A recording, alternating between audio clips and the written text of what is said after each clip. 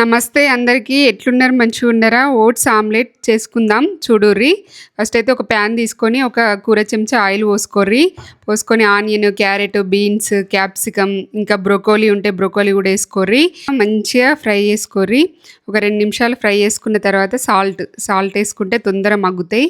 ఒక ½ tea spoon salt వేసుకున్న, మీ టేస్ట్కి తగ్గట్టు సాల్ట్ వేసుకోర్రి. కొద్దిగా మిరియాల పౌడర్ అనేది ఆప్షన్ ఉంటే వేసుకోర్రి, లేకపోతే స్కిప్ చేసేయుర్రి.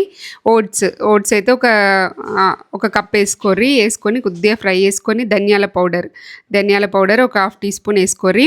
నేను 3 ఎగ్గులు తీసుకొని అలా కొద్దిగా సాల్ట్ వేసి ఇట్లా బీట్ చేసి మంచిగా కలిపి అట్లా పోసుకొని ఒక 2 నిమిషాలు స్లో ఫ్లేమ్ మీద సన్నం మంట మీద అట్లా మంచిగా ఆవిరితోటి ఉడికినట్టు అయ్యి మంచిగా అవుతుంది.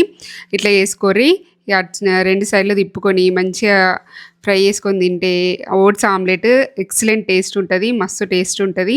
ఇట్లా వేసుకోరి. Health taste.